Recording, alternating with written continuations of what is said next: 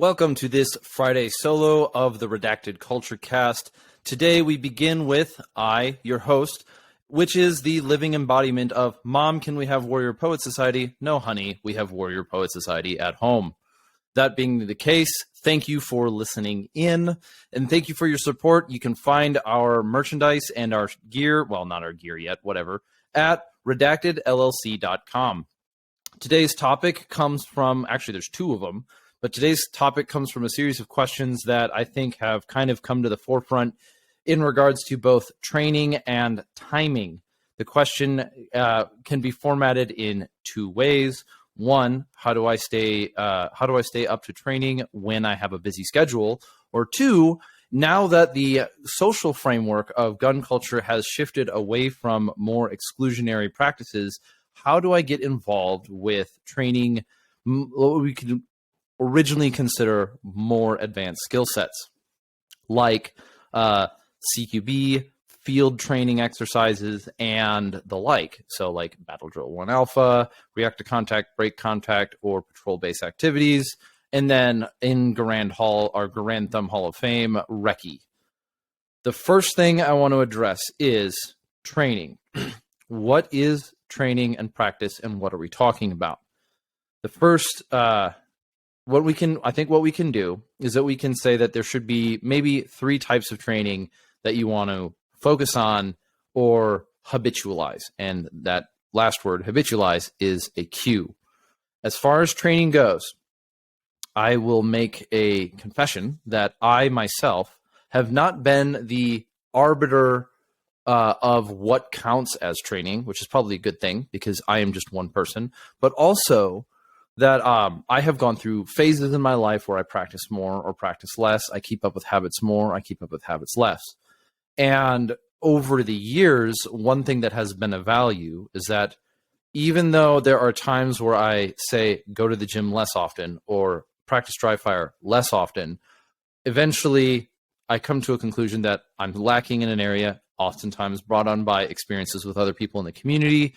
And when I, even without them intentionally holding me accountable by calling me out and saying, hey, dude, you look like you're underperforming in this area, I can sort of pick that up myself. Now, I want to divide training into training and practice and daily or weekly or planned skill development into three types of categories. The first one is habitual practice. The second one is directed training. And the third one is exploratory. Let's start with habitual practice. It's the dirty word that we all know that we don't like to hear. The short answer is dry fire. Now, everyone would love to have this idea that I have the time, the mental fortitude, and the ability to dry fire with the equipment that I have every day for an hour or whatever it is. But in reality, us as human beings do end up breaking down that schedule from time to time. We hit plateaus. We have to find a way to keep motivated. And there are people who push through that very well. The thing that I want to claim as encouragement is it is better to practice dry fire for a half hour once a week than it is to do nothing. It is better to practice for 15 minutes a day than it is for you to practice dry fire for a half hour once a week. So we know that this scale can keep going until you're somehow in a position where you get to practice dry fire and live fire every day. And there are some people who do have this capability.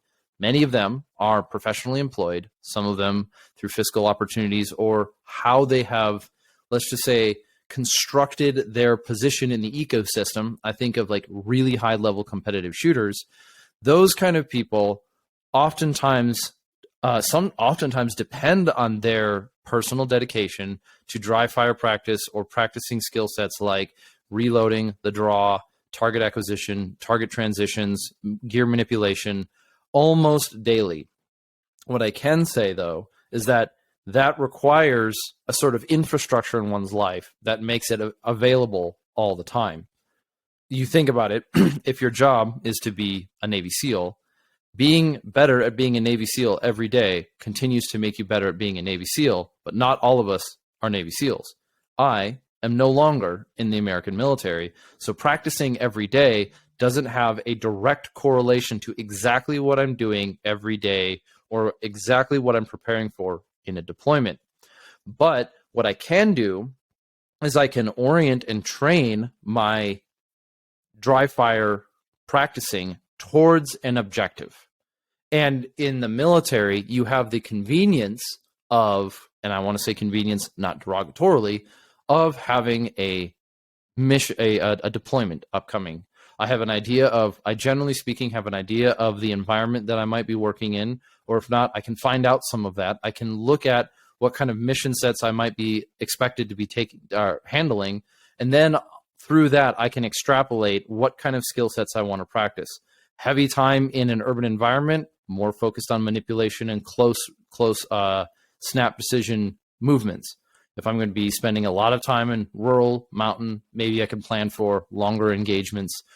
It changes, but that's the military perspective. On the civilian side, on the citizen side, which I do agree that we might need a better term to, let's just say, categorize people within our culture for being not a veteran, right? I don't want to be like, oh, it's the veterans and the non-veterans getting together. Just, whatever. And that will probably come across organically. But we do recognize that as far as it goes for citizens, setting that mission set is a lot more difficult because in one sense, it's much more ambiguous. And in another, it's actually a much longer tail objective. I'm not just I'm not just trying to, let's say, accomplish the next deployment successfully. I'm trying to look at the rest of my life and the rest of the lives of the people who I am considering in my circle, my family, my friends, my community. But that individual daily or weekly habitual dry fire practice can be defined as something that shouldn't be as scenario focused and more on specific skill focused, making sure that my draw time is clean, that I'm repeatable in my draw time all the time, that it's not that I'm not on a good day getting a 0.8 second draw to shot or draw to hit, and then on a bad day getting like a 2 second draw. And that also happens to make you sort out your gear in a way through practice to make sure it works. It works for you. It works in your environment. We like to feel progress.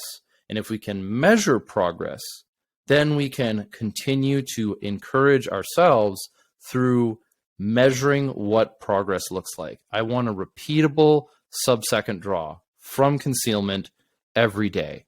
Okay, that's a goal I've set. Now I can set, okay, I need to practice dry firing with a handgun for a certain amount of time each day or each week to continue to meet and maintain that skill set. Habitual training should not focus on big picture objectives. It should not focus on big picture movements, maybe even to some extent CQB as much, although being able to walk and move, probably a good thing.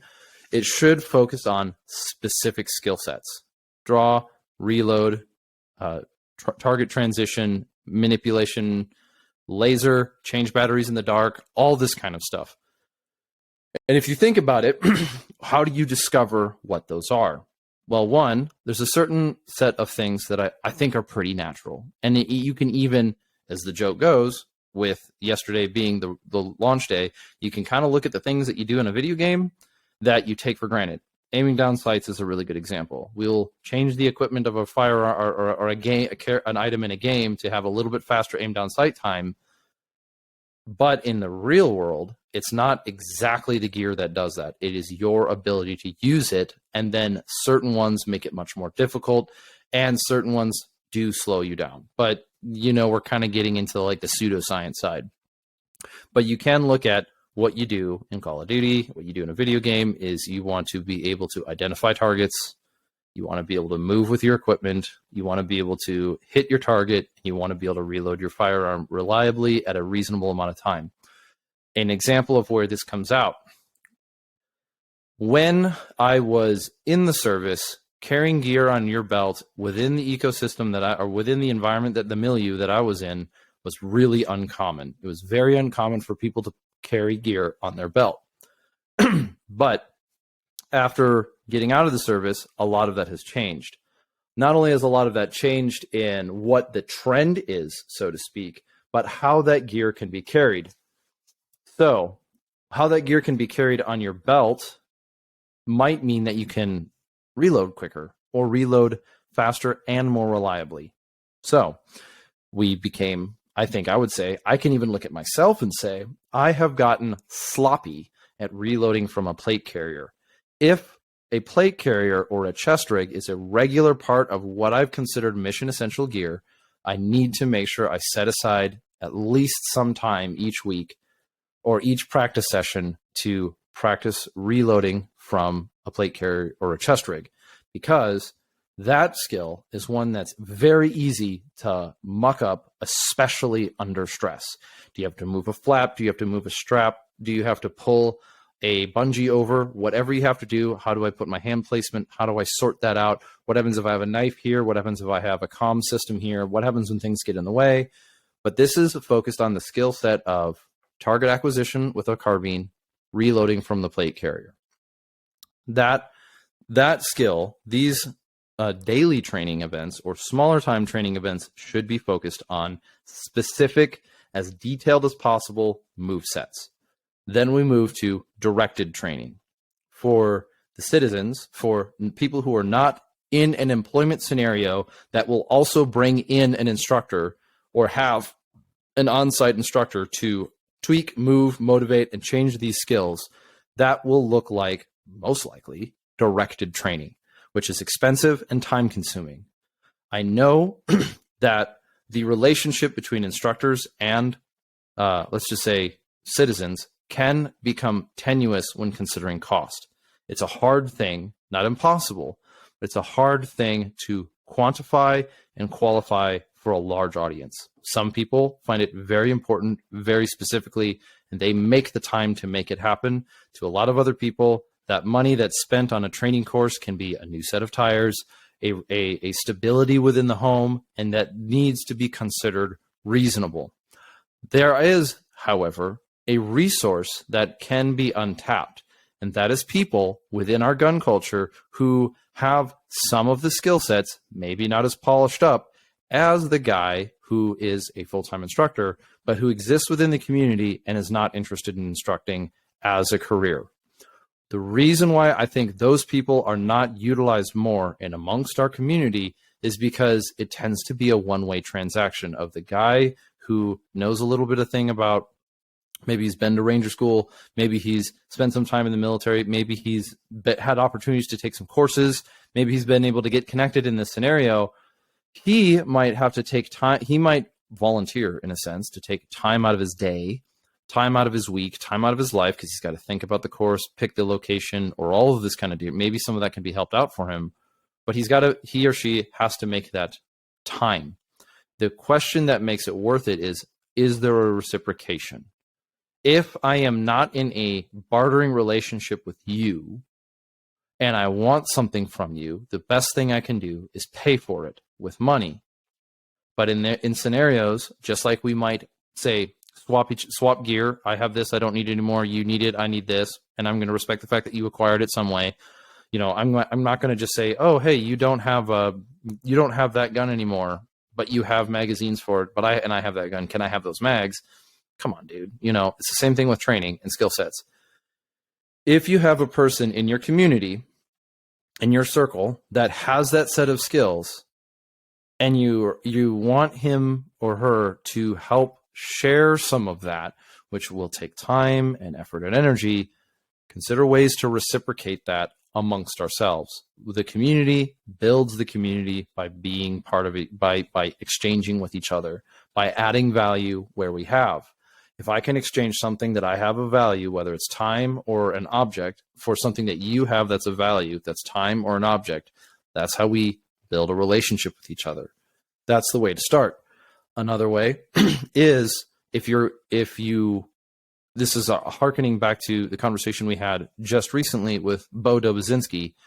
There are things that you can do in your daily or weekly practice that will make the takeaways that you get from a larger paid guided practice opportunity a lot more valuable. That there are things that you can learn. If if I have already taken the time, and maybe you'll make some mistakes, you'll build up some bad habits. It happens. You got to figure out how to overcome them and try to avoid them as best as possible.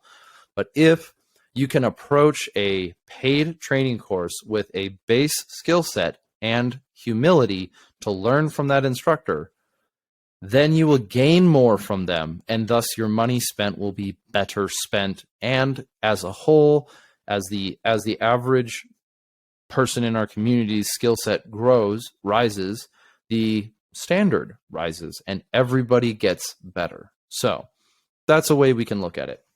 Instead of looking at it as, if you don't try fire, you're not part of the team, say, what can I do to make my daily or weekly life better with small skill sets, so that when I learn more complicated maneuvers, I am more equipped to handle the education.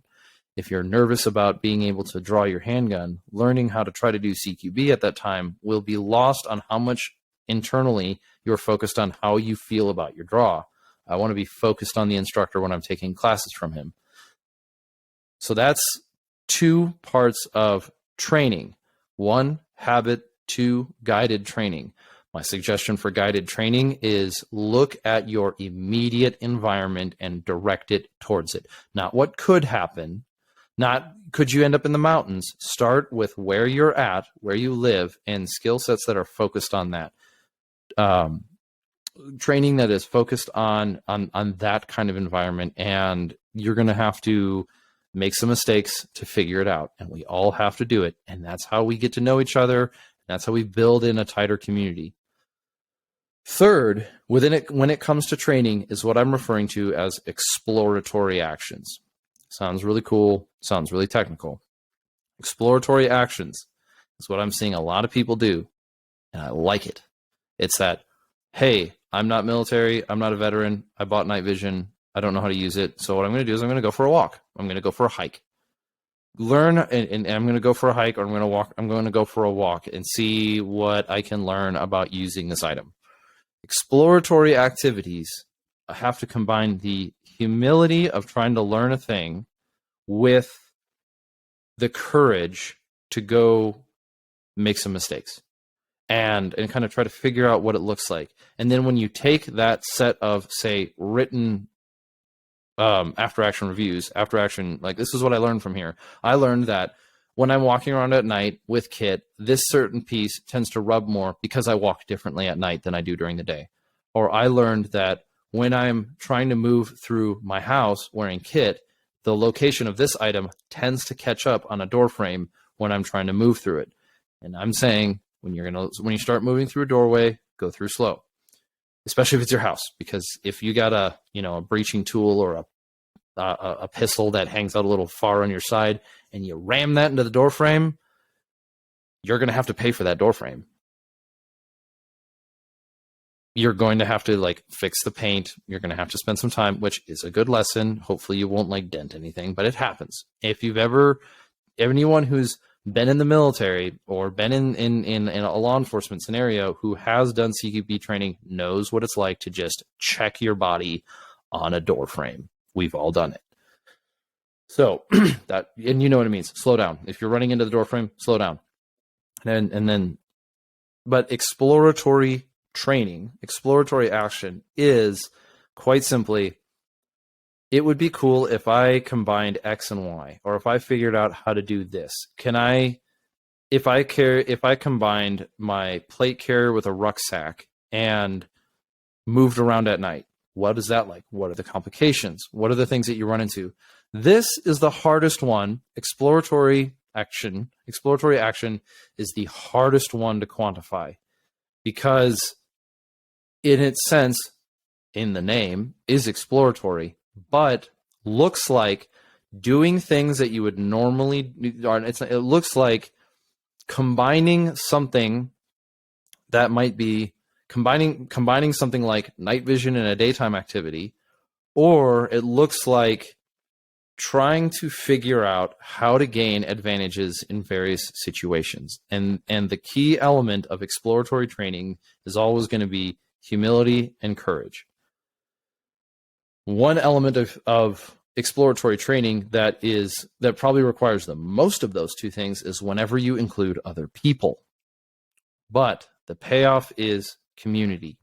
What we want to be able to do is we want to practice personal movements, individual skill sets.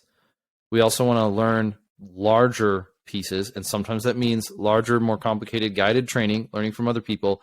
And we want to explore into different ways and applications that certain things that we know how to do might be used differently, or figure out what we don't know how to do and figure out how to do it. If I am not proficient at distance shooting, learn how to shoot at distance. Then we can apply those to our community, as in things that we do with each other. Instead of thinking about specializing within your little group, I'm the sniper, he's the breacher, whatever, think about it this way: is how can your group, because we're not an army here, we're not a militia or whatever it is, we're just friends and neighbors, is how do we improve our community by interactivity? I learn a little bit more about how I walk around at night because I tend to stub my toes. I tend to drag my feet. I tend to do this. My friend can always hear me. He can always hear me moving because I drag my feet. So there's always a shh, shh, shh, shh, shh everywhere I go at night, whereas I can't hear him because he picks up his feet and he walks differently. So that is a 3-course breakdown into how we approach training and goal setting outside of a military or professional law enforcement framework. Skill sets, guided training, exploratory, all of this under the umbrella of setting a long tail goal, a long-term objective. But I did say that this Friday solo was going to have 2 topics. The second one is what is best. And it is inspired by a conversation I had recently with a friend who brought up the phrase tactical maturity. Now I have to have him on the show, but I think that was always in the cards. Still, tactical maturity is an interesting question. It's an interesting concept. When you look at the types of articles that are published by, let's just say, magazines, right? Or even when you start looking at how publication or content is sort of information is translated, we oftentimes focus on keywords or questions that are most often asked. And that is like, what is the best optic for a handgun? Or what is the best handgun? In the world that we live in, we kind of quickly find out that it is never an easy answer. Because you have to understand, you have to start with what is the context that the item is used in, and what is the environment that it's used in, and what are all the details that are going into this one. What can you afford? What is the timing? What is the seasons? What is the environment? Do you live in the mountains? Do you live in the valley? Do you live in the woods? Do you live in a city? All of these questions end up turning a question of what is best into who are you? Who are you and what do you need? And so what tactical maturity looks like in this example of both gear and training is sort of stepping back at the cyclical nature between what you have and what you do, and what you have and what your goal is, and what you're trying to shoot for, and what's, no pun intended, but it happens. It really looks like stepping back and understanding what a person's concept is, and starting to pull out of dogmatic approaches to what is the best blank, what is the best way to clear a room, what is the best way to, what is the best, I don't know, what do you want to say, long range weapon? What is the best sniper rifle? What is the best hand grenade? What is the best plate carrier? It's like, these are good questions, but they are good questions because they open up other questions that are unfortunately more personal. And and there are certain advantages that everything brings to the table. For example, if you're using a magnified optic and that optic has a bullet drop compensator that is attuned to the gun that you have, that is an advantage over an optic that doesn't have one. This doesn't need explanation, but what does need explanation, or what does kind of motivate this question, is that we are experiencing a maturing time within gun culture where the sort of era of what is best is giving way to a much more refined approach to what we're doing as a community. Now, if you want to specialize in something, you might look for what is the best breaching tool for this type of barrier, or what is the best might be, well, what time do I actually have to dedicate to being excellent with it?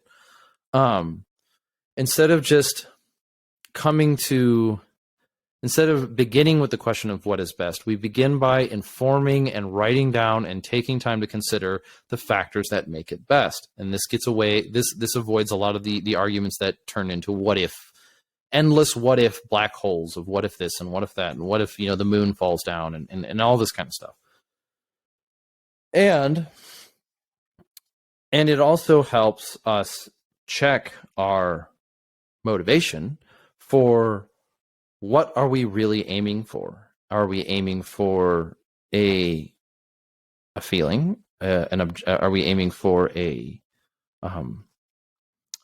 feeling of doing CQB well? Because you'll feel a lot better doing CQB with a 10.3-inch rifle than you will with a 10.3-inch firearm than you will with like a 16-inch barrel.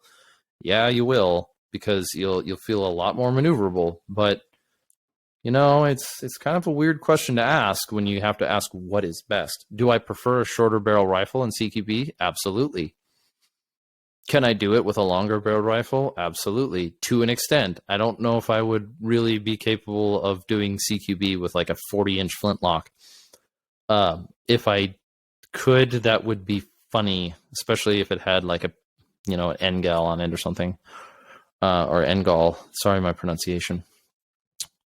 But with that being the case, I know that there's a certain well, I don't know what the percentage is, but I know there's a certain percentage of people that have sort of reached this over time, and that's a good thing. And then there are other people who are on their way there, and then there are I think there's another category that we might fit into, which is buying the cart before we know the route it's going to take. And or buying the cart and trying to fit the road to the cart, or buying the it's the same thing of like buying the shoes and trying to fit the feet towards the shoes, or buying you get my point. It's buying the wrong, you're putting the cart before the horse. You're trying to change the road. You're trying to change the road to fit your car instead of changing cars to fit the road. There's a bit of a give and take. But it's much easier to build a new train engine than it is to re-track the entire railroad. And the railroad is aimed at a goal, and that metaphor for us applies to setting that goal and trying to fit pieces into that acquisition path. And it also goes without saying that there is something to, well, it doesn't go without saying because I'm saying it, there is something to the dopamine-like, if not dopamine feeling of going from struggling to do a thing to being proficient at it. And that is, that's nice. And then also upgrading from one piece of equipment to another where that new piece of equipment fits the task that you've been trying to do and do it better. So one of the things that you'll notice that I've been trying to do here on the Redacted Culture Cast is have some people on the show who come from companies who manufacture small goods that fix specific problems. And the reason why I like that part of this culture is because they, instead of trying to change the entire industry, are trying to make small improvements where they are able. And that is a really good way to address kit and gear selection. If you're at the beginning of buying gear and you don't have a plate carrier with composite plates, and you don't have like that kind of, let's just say you're not coming from this from 10 years of time where you've been able to make the mistakes and buy this and buy that and sort through, take Take your time. A plate carrier is not a impulse buy, regardless of what any media might say. It's not an impulse buy. It's something that you got to buy it. You got to take some time with it. You got to wear it. You got to wear it for 2 days. You got to wear it for a while, because if you're in a scenario where you're wearing a plate carrier, you're wearing it for a while, and it will affect how you stand and how you walk and how you think and how you move, and it will wear you out. So instead of focusing on the sort of cycle, the dopamine cycle of what is the best piece of gear, which is unfortunately, a field expedient question sometimes. What is the best thing available? And sometimes it is an SVD. But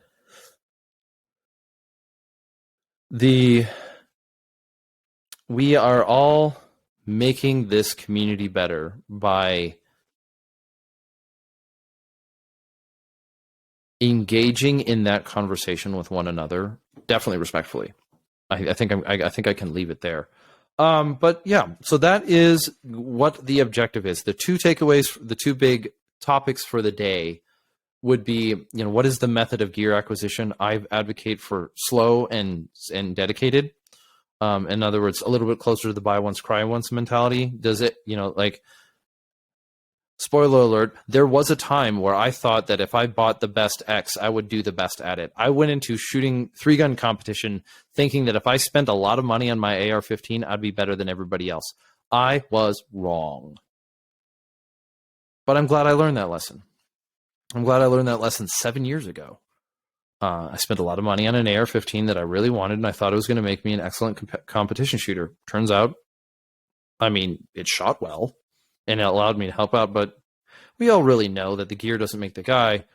And at the same time, just as good is a myth.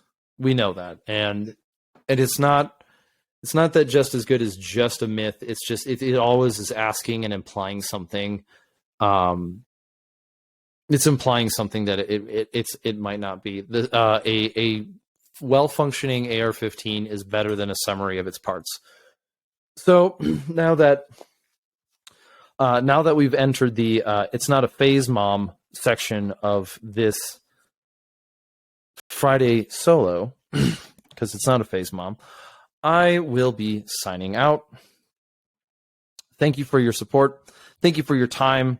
Thank you for listening to me and engaging in this conversation. I do appreciate the feedback that I've gotten. You know that you can reach out to me through our Instagram, and you can also run through the website. Head over to redactedllc.com, and I'll be talking to you soon.